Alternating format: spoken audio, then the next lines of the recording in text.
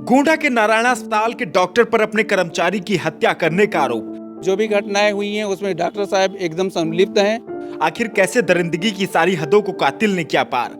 आखिर कैसे हुई 23 साल के अंकित तिवारी की हत्या? नारायणा अस्पताल का कर्मचारी अंकित तिवारी, जिसकी उम्र थी महज 23 साल, पेशा नर्सिंग का, अपने 4 बहनों का अकेला भाई, जो मरने से पहले अपने पिता से करीब 1 घंटा पहले फोन पर बात करता है।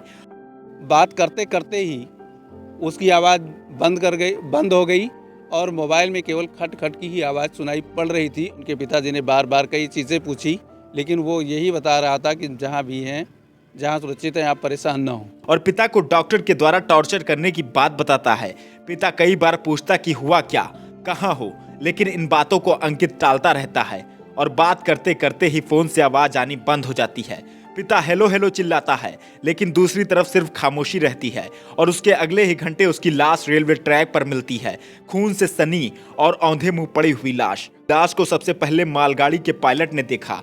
ट्रैक पर लाश देखकर पायलट ने मालगाड़ी रोक दी और जीआरपी को सूचना दी। हत्यारे ने बड़े ही सफाई से इस वारदात को अंजाम दिया था, क्योंकि अगर मालगाड़ी ना रुकती तो हत्यारा अपने मकसद में कामयाब हो जाता। इस मामले में हत्या करने का आरोप किसी और पर नहीं बल्कि नारायणा अस्पताल के ही डॉक्टर दीपक सिंह पर लगा है, जो एमबीबीएस डॉक्टर है। घटना थी 25 जनवरी की, करीब 7 बजे के पास। मोतीगंज थाने के अचलपुर गांव का रहने वाला अंकित तिवारी अपने गांव के एक नंबर पर फोन करता है और कहता है कि अब मैं यहाँ काम नहीं करूंगा।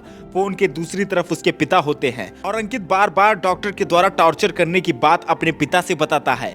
कुल बातचीत 8 मिनट 16 सेकंड तक चली, जिसमें अंकित के पिता बार बार पूछते हैं कहाँ हो, लेकिन अंकित बातों को टालता है, जिसके बाद बात करते करते ही अंकित की आवाज आनी बंद हो जाती है। दूसरी तरफ पिता हेलो हेलो चिल्लाता रहता है, जिसके बाद फौरन अंकित के परिजन अस्पताल पहुंचते हैं, जहां डॉक्टर दीपक सिंह बताता है कि अंकित घर जा चुका है।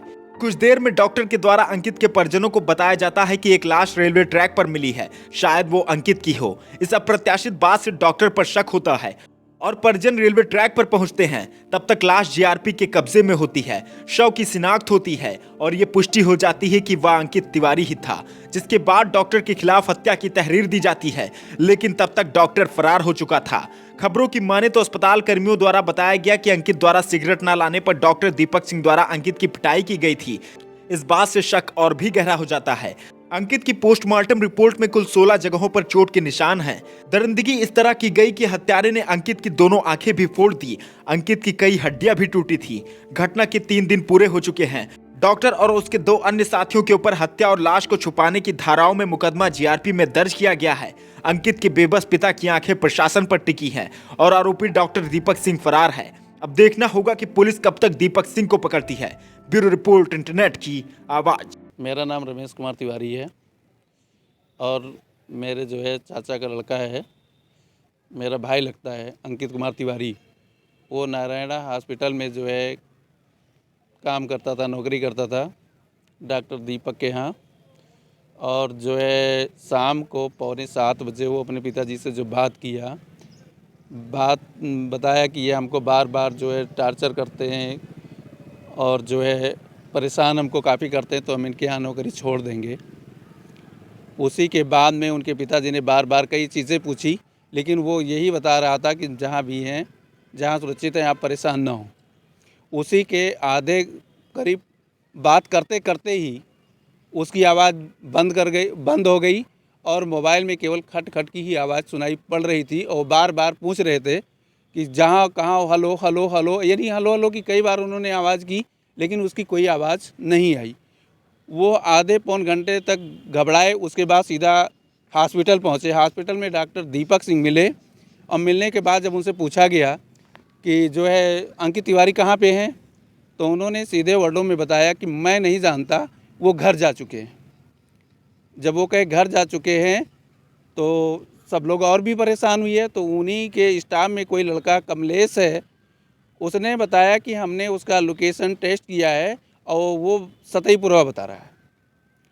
सतई पुरवा जब उसने बताया तो हम लोग सतई पुरवा की तरफ, जैसे उनके पिताजी, उनके भाई भी थे, हम लोग पहुँचे जब वहाँ, तो जो है कहीं कुछ नहीं। हम लोग फिर जब लौट करके आए, उसके आधे पौन घंटे बाद डॉक्टर दीपक सिंह द्वारा उनके पिता के नंबर पर सूचना दी जाती है कि कोई लाश लावारिस जो है रेलवे में मिली है। जीआरपी वाले ने बताया जा करके देख लो, कहीं अंकित की ही लाश होगी, कहीं अंकित की ही लाश होगी। हम लोग जीआरपी पे पहुंचे थे तो अंकित की लाश को सील कर दिया गया था, हम लोग देखने को भी नहीं पाए थे।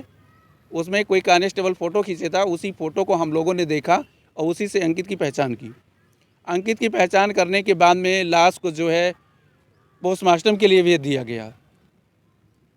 पोस्टमार्टम होने के बाद में काफ़ी जदोजहद के बाद में हमारा एफआईआर जो है जीआरपी में दर्ज हो पाया है। क्या शंका है? अब शंका हम लोगों को कन्फर्म है कि जो भी घटनाएं हुई हैं उसमें डॉक्टर साहब एकदम संलिप्त हैं और डॉक्टर साहब का ही सबसे बड़ा योगदान है। कितना दिन से डॉक्टर के यहाँ आपका लड़का वर्क कर रहा है? जब से उनका नर्सिंग होम खुला है, जब से वो लड़का वहीं रह रहा था, अगर उनके उद्घाटन समय का पूरा अगर कॉल डिटेल निकाल लिया जाए उनके कैमरे का, तो सबसे ज़्यादा योगदान उसी का था। क्यों मारा? क्यों ऐसा शंका आपको क्यों है? शंका उसके जो है कॉल रिकॉर्डिंग से हो रही है। कॉल रिकॉर्डिंग 6:45 बजे का जो है अपने पिताजी से जो बात कर रहा है, तो उसके पिताजी गांव का एक लड़का था, उसी के मोबाइल से बात कर रहे थे, उसमें मोबाइल जो है रिकॉर्डिंग लगा हुआ था। उस कॉल रिकॉर्डिंग से ही हमें पूरा शंका हो रहा है कि उसमें डॉक्टर साहब पूरे तरीके से संलिप्त हैं।